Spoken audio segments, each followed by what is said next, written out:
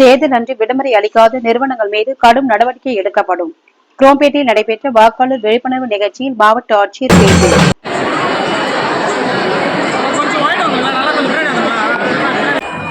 100% வாக்களிக்க வேண்டும் என்று இந்த விழிப்புணர்வு கூட்டங்களும் பிரச்சாரங்களும் நடந்து கொண்டிருக்கிறது.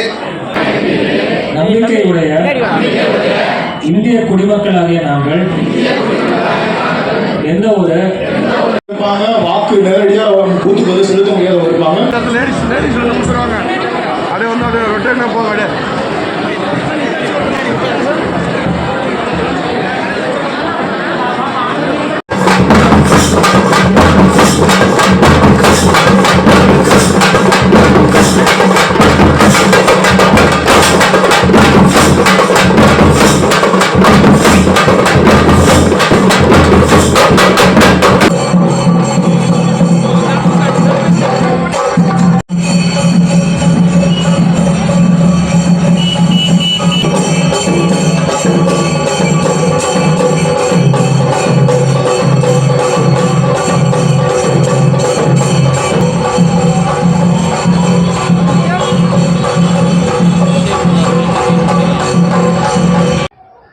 100% வாக்களிக்க வேண்டும் என்று பல இடங்கள்ல வந்து எலெக்ஷன் அவேர்னஸ் ஆக்டிவிட்டிஸ் வந்து நாங்கள் நடத்திட்டு வரோம்.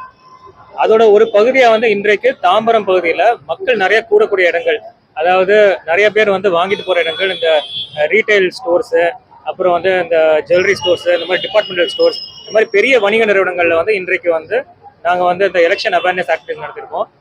பசங்கள் வைத்து, கலை குழுக்கள் வைத்து, இந்த மாதிரி டான்ஸ் மற்றும் வேறு சில கலை நிகழ்ச்சிகள் மூலமாக, அப்புறம் வந்து துண்டு பிரச்சாரங்கள் விநியோகிப்பதன் மூலமாக, அப்புறம் வந்து இந்த செல்ஃபி பூத்ஸ்லாம் வந்து செட்டப் பண்ணியிருக்கோம். இந்த மாதிரி பல இடங்கள்ல வந்து இந்த எலெக்ஷன் அவேர்னஸ் ஆக்டிவிட்டிஸ் நடத்திட்டு வரோம்.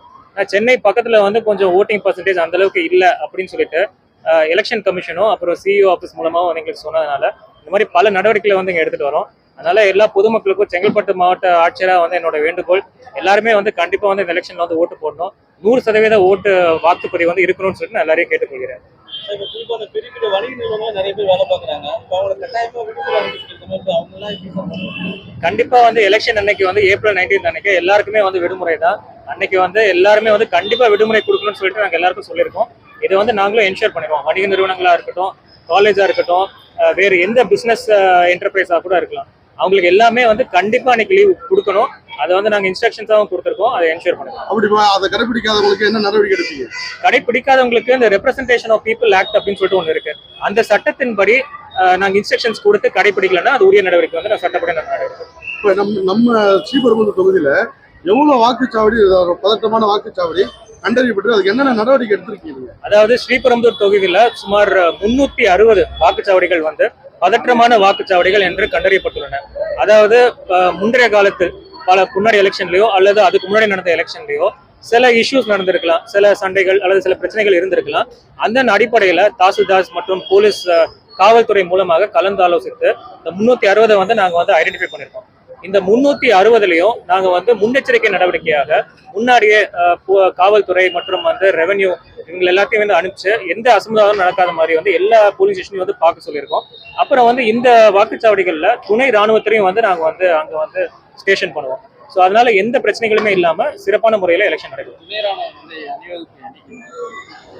இப்போ எல்லாம் வந்துட்டு இருக்காங்க, எல்லாம் வந்து நாங்க ஸ்டேஷன் பண்ணிட்டு இருக்கோம் வெவ்வேறு இடங்கள்ல. வரக்கூடிய நாட்கள்ல இன்னும் ஏப்ரல் 19 இன்னும் ஒரு 10 நாட்கள் இருக்கு. அதுக்குள்ள இந்த வாரமோ இந்த வாரம் கடைசியிலயோ அல்ல அடுத்த வாரம் ஆரம்பத்திலயோ நாங்க கண்டிப்பா வச்சுக்கோம்.